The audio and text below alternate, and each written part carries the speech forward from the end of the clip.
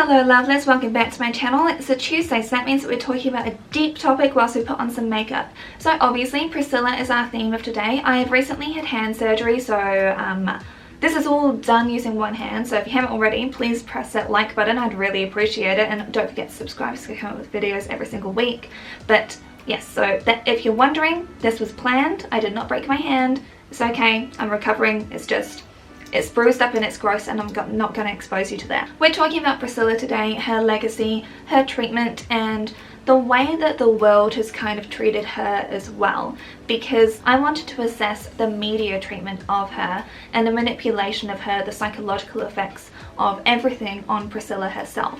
So that's what we're talking about today. All of my sources are linked in the description below, along with all of the products I've used on my face. I know that I've not done the best graphic liner look, but I'm still kind of here for it, and I have not done the hair because I cannot do the hair one-handed. I just can't do it. Without any further ado, let's jump straight in. So Elvis was born in 1935 and Priscilla was born in 1945. This automatically gives them a 10-year age difference. And it was in 1959 when he actually went to Germany when he was serving in the war that he actually met her for the first time at a house party that was held at his German residence. A 14-year-old girl was actually allowed to go to a house party, which is quite interesting, and immediately she caught his eye, which is understandable. She was like considered to be one of the prettiest girls in school. She didn't really know it, so she didn't really realize just how pretty she was. And he asked her, it's like, oh, so are you a senior or are you a junior in high school? And then she had to like shyly say, oh, I'm in the 9th grade, and they hit it off. Now, one of the key things which you need to know is that his mother, Gladys, had just recently passed away, and he saw in Priscilla Gladys. So Oedipus? I don't know. Oedipus? Anyone? Oedipus? Who knows? Therapy should be free for everyone, and it's quite clear that the war really screwed him up mentally as well, as we'll talk about later. So they had like a really nice talk, and she didn't think that he would like come and see her ever again, or that they would have another connection. So she was just like, okay, cool. But she had really caught his fancy. May I remind you, she was 14 at the time. He started calling her up, like wanting to go out and see her, and so they would start going on dates. So he'd like give her a call at like 7 o'clock at night and be like, be ready for 8.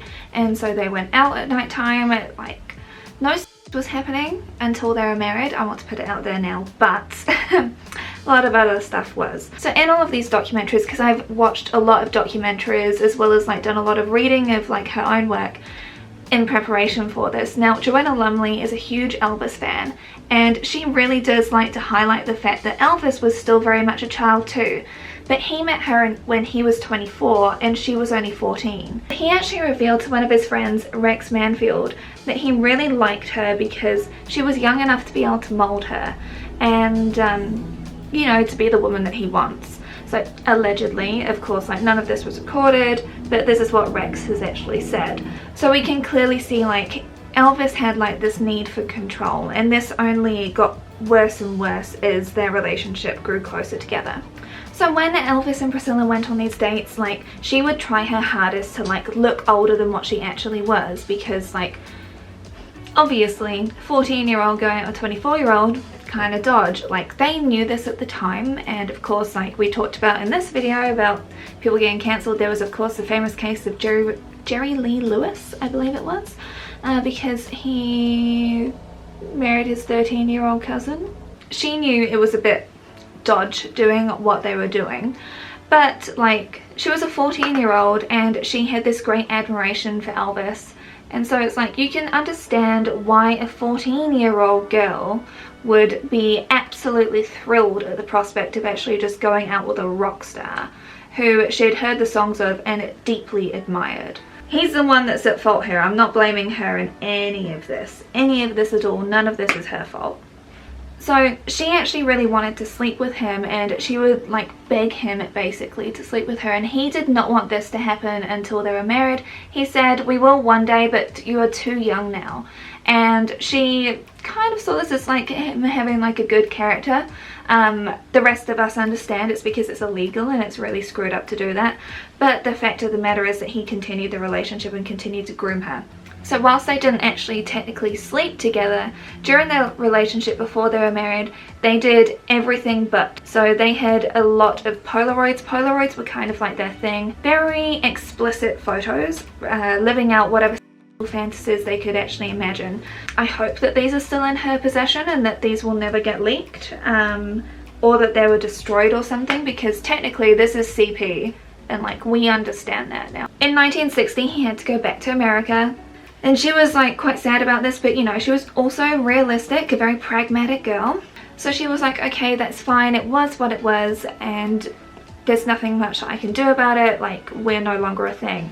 But she kept on writing to him, and she would actually use like bright pink envelopes so that they would stand out amongst the fan mail as well, which is kind of cute.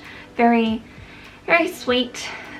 Still disturbing, but sweet. When she was 15, he still hadn't forgotten about her. It's been ages now, it's been like a year, and still writing to each other all the time, and he was like, I want you to come over to America.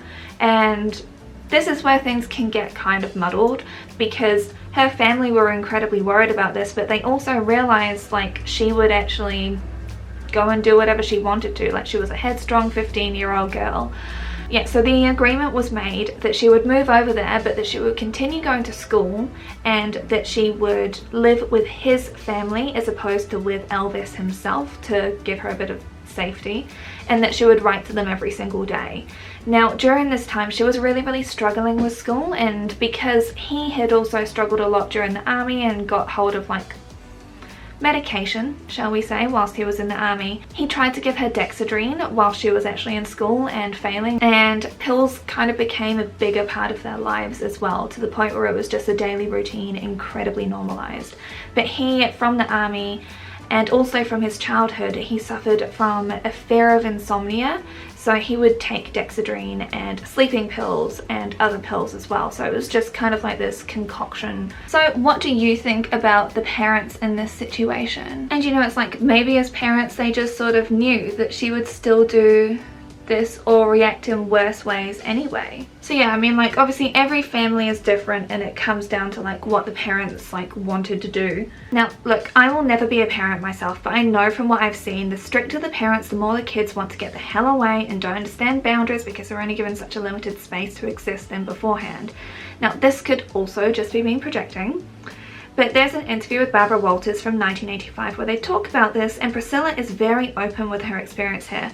Her parents were in a challenging space. She was 15 at the time, and they thought that they did what was best. Now, I honestly cannot say what I would do in that situation. It is pretty scary that a 14-year-old could get into a house party. But honestly, like, that stuff still happens today. Now, that Barbara Walters interview, I'll actually link that below, because that was a really good interview. Not because of Barbara's prying, but because simply like Priscilla, like the way that Priscilla speaks and comes across, she is incredibly articulate. Because I think it's very easy for us with our vision now to just be like, oh, I would never do that, oh, how dare like this stuff happen, like where are the parents, like what was happening. It's like we don't know the lives that other people were leading. Like we honestly don't know the struggles that they're going through that make the decisions that they do happen. So she moved to America, well, kind of moved back to America because they were only stationed over in Germany. And it was from then on that he really started to hone in on controlling everything about her. So he would tell her what makeup to do, how to wear her hair, what clothes to wear. So his thoughts became her thoughts. His fears became her fears. She was being molded by him from the tender age of 15. I don't know about you, but me as a 15-year-old, like if I was having an idol tell me certain things and tell me that I looked good in certain things and that I should dress a certain way, act a certain way, whatever, like you would listen to them, because like the power dynamic, as we've discussed with people like James Charles, is absolutely scarily, worryingly uncontrollable with this. He would also choose the colours that she wore, and like I said, because the army had like an effect on him mentally that not many people talk about, like he hated the colours of brown and dark green, so he would never dress her in those colours. Like he liked black and white and turquoise and like literally the colours that he wore but in a girl's form, and he would dress her in very slinky clothes, very sexual clothes for obviously a child. He actually got her porcelain caps for her teeth as well. I know that people's faces change as they get older, especially in your teenage years. Like my face changed a lot as well, but Like when you look at how she looked before, like before they got together in comparison to when they were together, it's like she looks so very different. This can also speak to the power of makeup, because obviously like the way that she did her makeup in the 70s was very, very different, same as in the 80s, and now obviously like she's had plastic surgery and stuff, but like the level of change that happened from when she was 14 to when they were together is like, what? So he made her dye her hair black because he wanted them to match, because she naturally had brunette hair, but he was like, I want you to have black hair now. We're a power couple, let's look like it, let's look exactly the same. It's not the fact that I'm trying to like mold you to be a doll version of me. Let's get on to a disturbing quote from her. I was leading a double life, a schoolgirl by day, a femme fatale by night. Obviously, scarily, many men's fantasies. I mean, we know how much porn exists around like this topic. And she says that I loved babying him. To me, this is where we can really see the roots of the Madonna whore complex kind of at play. We will just jump ahead in the timeline a little bit here as well. So he wanted this innocent child, like this very pure, pretty thing that he could just dress up, was just the way that he wanted her to be, was exactly what he wanted, thought like him, spoke the way that he wanted her to, acted the way that he wanted her to, everything. And of course they did everything but the actual act itself. So just jumping ahead a bit in the timeline, once they got married, they weren't active after they had Lisa Marie, their little baby. So as soon as like she became a mother, he couldn't like see her in a sexual way anymore. He's really struggled with that, and this is something that he like spoke about later on to her as well. But of course, like, she didn't know this at the time. She didn't actually realize all of like this screwed up stuff that was actually happening. She had no idea. She's also been in a lot of interviews where people have pried on this, and like, I'm gonna respect the boundary that she was trying to put in place, and I will not be going into detail about that. It's just weird to me the fact that we're so comfortable with sex in the youth, just kind of like making them into almost sex toys. Once like people mature and grow and like also have children, like seeing them as being sexual is like seen to be like this disgusting thing, and they're actually vilified for it. Erin Brockovich, for example. So during this time he was taking sleeping pills, and he was incredibly hard to wake up. Like I said, pills were a big part of their life. So we know that there are famous stars from the past that were given drugs in order to perform. So for example, people like Judy Garland and Marilyn Monroe are very famous examples. Marilyn's a special case, and I would love to actually do a video on her, but I think I'll make that my 1,000 subscriber special, because I have many books on her and I've been obsessed with her for many years. Both Priscilla and Elvis were actually taking Placidils and Dexedrine, but she was also on diet pills as well, because of course he wanted to control the way that she looked. So, and back in the 60s, like, this was like the time of Twiggy. But like, this pill taking was so normalized for them that they would just shut themselves away in a dark room. They would just take pills for days. They would have food delivered to them. They would just have this time privately alone together, connecting whilst not really being there. And their entire life was kind of like a bubble, because he didn't like paparazzi taking pictures of him that he wasn't prepared for. So they wouldn't go out to restaurants and stuff, because he never wanted to be caught with like a mouthful of food. So the bubble that she lived in was incredibly small. He would get flown away to film like 10 million movies because he was being worked to the absolute bone. But she was like left at home a lot of the time. And so he'd come back for a couple of weeks and spend some time together, but then he'd be gone for like 3-6 months. And that's what leads us on to the next point. I'm gonna go clean this up and I'll be back. I tried to fix it. I'm not very coordinated right now, clearly, but anyway. Because now we need to talk about Anne Margaret and their infamous film together, Viva Las Vegas. If you've never seen or heard of Viva Las Vegas, what rock are you living under? The sexual tension between them is honestly palpable. So there were rumors around the time in 1963, now remember this is before Elvis and Priscilla were married, and actually Priscilla had only just turned 18, because I believe that she's born in May. So during filming, rumours were flying around that they were having an affair. They were spending a lot of time together, just Elvis and Anne Margaret, you know. Then one day a rumor came out saying that they were engaged. This is what made Priscilla like fly off the handle. Like, she threw a vase against the wall. I understand her getting like furiously angry because like she's 18 and like her father figure, her lover, kind of like her god in a way, like had this rumor saying that he was like cheating on her with this very famous Anne Margaret star who was absolutely one of the biggest sex symbols of the time. Like, if you know nothing about Anne Margaret, honestly you should look into her, because like not only is like she beautiful, but she just has this charisma that just enraptured everyone around her. So Priscilla throws this vase at the wall and Elvis hurls her onto the bed and starts yelling at her, saying that he wants a woman who's going to understand like things like this might just happen. Are you gonna be her or not? In other words, accept the fact that he is a rock star and that affairs will happen and that she just needs to be okay with it. And of course, like, at this point she's got no power. She's obviously just left school, she's 18 years old, and all she's known for her massively formative years is Elvis. So like, what do you really think she's gonna do? Do you think that she'll comply with that if you've been groomed to be like exactly the way that he wants her to be, which is like docile and obedient and softly spoken? So honestly, this all makes me think of like why he groomed her in the way that he did. Like, he would make sure that they didn't have sex until they got married and tried to put off getting married to her for a long period of time. I know that the age of consent is 18 in America, so like the fact that he wasn't actually having with Priscilla actually means that she was feeling like really rejected by him. And then you see like all of these rumors swirling with all of these affairs with other girls, because he was definitely having affairs with other women. He got around a lot. So like, it's quite weird to me the fact that even though she was of the age of consent, he still wanted to maintain like this childishness to like Priscilla. And it's like he was getting his from other places but still was using her as a sexual object, but like not using her in that way yet. High-key disturbing. So let's move on to their marriage. So Elvis had a lot of fears, like I talked about before, and he actually passed those on to Priscilla as well. So from the age of 14 she'd been with him, and so they were 21 when she got married to him. So that's like, what, a quarter of her life, just about, that she's been formed by his opinions, by his grooming, by his actions towards her.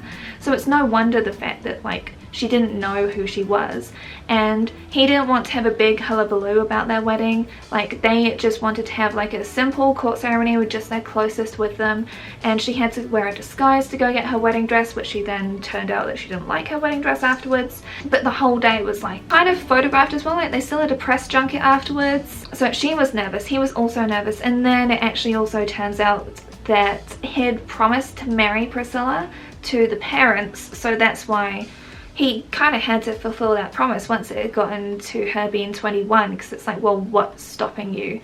This is kind of like a very wrong relationship if you're still hanging around with this girl from the age of 14 and you haven't married her. Like, why? He never wanted to get married. He was not the marrying type. He just wanted to be able to have his cake and eat it too. He just wanted to be able to keep her at home, keep him entertained there, but then go off and sow his seed. Like, that was just who Elvis was. He clearly did not know how to have like an actual adult relationship, despite the fact that at this time he would have been, she was 21, he was 31. I'm 31. Oh my god, just imagining being with a 21-year-old at the age of 31 is actually disgusting. So exactly 9 months after their wedding night, Lisa Marie, their daughter, was born. But like, I cannot stress this enough, how much this woman loved Elvis Presley and still does love him. Like, in every interview that I've seen, in everything about them, it's always like the love that she feels for him is so evident. The pain that just emanates from her, and it's so sad. In her biography, she actually goes into detail about the struggles that she had and the uncomfortableness that she actually suffered from it with the relationship. And the interviews that are asked of her, like, they are so direct and disgusting and degrading with the questions that they're actually asking her, which is specifically around the fact that she was 14, like, was she having sex then? What things did Elvis like to do to her? Does she think that it was an abusive relationship now? Like, clearly bringing up like traumatic events for her and exploiting that. Like, Loose Women was probably the worst one from what I was watching anyway. Like, honestly, I'm not surprised that their comments are turned off. So she's actually said herself that she was fearful of not pleasing him, of potentially destroying the image that he had of her as being like his little girl, which, let's just pause and evaluate that for a second. Like, she didn't want to not be his little girl anymore. But the thing is that aging happens. Aging is natural. People mature and they grow and they get older. He was getting older as well. Like, you can't just freeze a time like some sort of Peter Pan weird fantasy. And the thing is that, like, we talked about this in the ageism video that I'll link up here as well. I feel like a lot of women feel the way that she was feeling as well. Like, just the fact that you know that youth is like one of your biggest assets, along with like beauty in whatever form that comes in. We have to recognize the fact that she had no friends of her own. Like, she was completely in this tiny controlled bubble created by Elvis for the girl that he wanted her to be. Everything was controlled around her.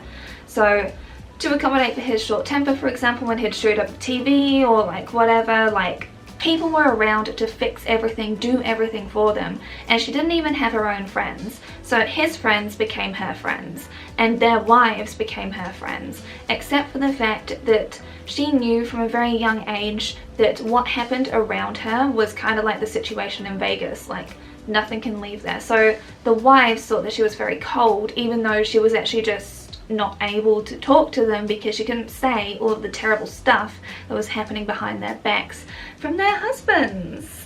She just had zero autonomy of her own. He refused to let her work because the woman's place is to stay at home and do everything for the man, so he would not let her pursue her career of acting that she wanted to do.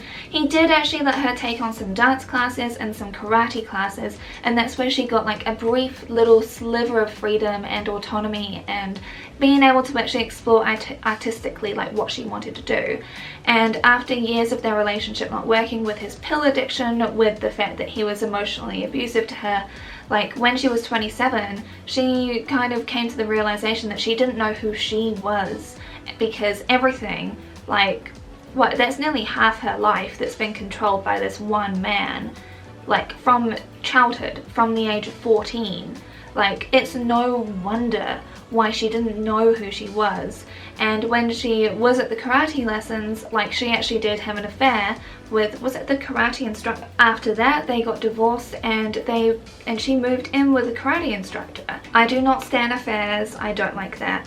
Elvis was doing this many times over with multiple women, girls, in particular girls. He had like this thing for young girls, as we can probably tell, moldable. So like, she needed that emotional support that she was not getting from him, and the intimacy that she was not getting from him, and the fact that their relationship, like she said, that their communication was terrible. This is not a relationship to look up to. When people like put on these beautiful like fan cam videos of them, it's like, no, their relationship was toxic. It is not something that people should be aiming for. I have great admiration for Priscilla herself. So at the age of 27, after the divorce, she went on this journey to actually find herself. This makes me think of, like, you know in Runaway Bride, she doesn't know what kind of eggs that she likes because she's just molded herself after men. A bit like Anne Perkins in Parks and Recreation as well, because like, you just mold yourself after what the man wants because he's the leading guide. And she only cut her first check at the age of 29. She had never had to like buy something herself or go out and do something herself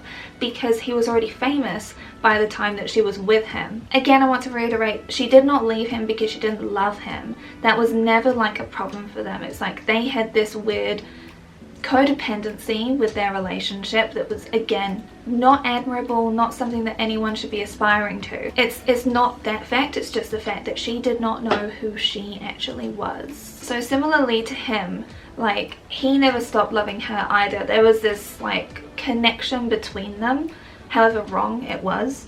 There was definitely a connection between them, that they were just linked intrinsically, and I can't do that with my hands, but you know what I mean. It's like they're linked. And so at the end of like the court proceedings to like get the divorce, like the person that was doing the divorce was like, I thought that I was like arranging a marriage here, and Elvis actually saying I will always love you to her after the divorce happened at the end of the court proceedings. He's saying that to her about their divorce. Apparently, touring is the thing that killed their marriage.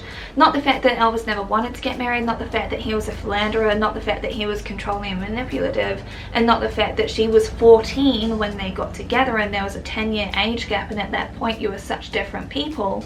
Like, you're naturally at the age of 27, you want to, like, that's kind of when people are sort of starting to like really discover themselves, not just in a rebellious way as a teenager and forming ideas, but in terms of like really discover a lot more about yourself. So it's no wonder that the marriage fell apart. But yeah, no, it was the fact that like the touring life was too hard, and it was like, especially with a kid, you can't bring a kid along. That's why he cheated and did all of those terrible things. Yes, exactly. He died 4 years after their divorce at the age of 42. This was a combination of the pills that he was taking, and also like the bad food that he was eating, and just an unhealthy lifestyle in general. Despite what reports may say, there were a lot of people trying to intervene and get him to get control of his life, like be healthier, get off the pills. This sold out his fortune because nothing went to Priscilla. Everything went to their daughter Lisa Marie. All of his money went straight to this child, and that money was actually used to keep Graceland functioning year after year, and the running costs of Graceland alone are $500,000 US per annum. So like that money just went dwindling so quickly, as it would. That's a hellishly expensive place to run. And so what happened is they went down to the last million, and then Priscilla was like, oh my god, like we've got like 2 years left of Graceland then, and Lisa Marie is like left with zero. So she actually had a look around like other famous like museums of famous people, and decided to work with, what's his name? Jack Sodden, and they turned Graceland into a tourist attraction. So I've seen enough of the tours, I've seen enough of the interviews, and you can still see, like I said, how emotionally choked up she gets. Like, some people may say that this is for show because it will like obviously bring more people in to say that Elvis's spirit is still here, but like they lived there together. They lived there for goodness how many years, like their whole marriage, and then even before that she was always at Graceland. Of course you would have like these connections with it because like nothing got changed about the place. Like she wanted to preserve his memory because again she's this person that has this deep love and affection for him, even though he was a predator and abuser and all the other stuff that we've talked about, and a philanderer and a cheater and child groomer and everything. So after his death and everything, like she kind of went hiding for a little while, and then she came back out in the late 70s and started working with Weller and got like that, and that was her ease back into like figuring out what working life could be like for her. And that was then when she managed to like become the actress that he would never let her be. And she's successfully run Elvis Presley Enterprises until like to now. Like they're still pressing records. She's still keeping his memory very much alive and sacred, and trying to make sure that everyone that wants to connect can connect with the legacy, because she knows how much he had an impact on her life and how much impact he has on other people's lives. She's never done anything bad by him, shall we say. We're obviously closing up like this discussion now, but I need to talk to you about how emotionally mature Priscilla actually is. Like, I don't think that enough credit is given to how empathetic and understanding and thoughtful of a woman that she actually is. Like, she says that she's never gone to therapy, and honestly she could be a therapist herself. Like, I've seen enough, I've read enough, I've watched enough of her handling these such challenging scenarios where people are just blatantly being awful towards her, bringing up trauma time and again. I don't know whether it's like the media training coming into it or like what, just the fact that she is so emotionally understanding and mature and handles like the worst, and I mean worst, questions. Like, if someone started asking me those sorts of questions, I would punch them. Like, seriously. Like, boundaries that she's trying to set, she tries to be very firm with her boundaries as well. She's like, I'm not talking about this. I talked to you before, we are not talking about this. And people just keep on going at her all the time. And it's like, we've seen through like the Free Britney movement, like through the way that stars were treated in the past, like exploiting celebrities' mental health has just been this marketing ploy for many, many years, and it's truly disgusting to watch these interviews. So not only is the fact that she was a victim a survivor, but she's like constantly being like prodded about like this part of her life where trauma happened. The thing is that she's obviously realized a lot of the toxic issues with their relationship, from the age difference to the way that he treated her, to the grooming, to like the controlling behaviors, to the violence. Like, she understands a lot of this stuff, but she doesn't want to ever paint him badly like a pedo or like what he was actually like. She's always wanted to maintain his legacy in this almost like Snow White glass coffin of like, look at this pristine thing, don't really look too deep underneath it. And people are quite happy to not look too deeply underneath it, because the amount of comments that I've seen of people just bashing her, saying that she's a terrible person, and I'm like, squeeze me? I'm sorry. No, she's not. She's not a terrible person. She did an amazing job at raising Lisa Marie, because of course like he didn't want to be involved with raising their child. I'm almost at the point where if I don't see another Diane Sawyer interview ever again, it will be too soon, because I almost feel like women in particular are put in these positions of interviewing people because people naturally assume that, oh, they're more empathetic, they're more understanding, they're kinder, and it's like this is used as like a snake in the grass tactic, because they're able to get like through pretending to be super nice and understanding when they're actually not. They're just there for like getting the most juicy gossip they can. But I honestly, I can't even imagine how Priscilla feels, because she longs for a man who groomed her as a child but still holds this deep love and affection for him. Now, is this our fascination with her, the fact that she's actually a survivor of such trauma, and we just like to be able to see the life cycle of a struggler of it?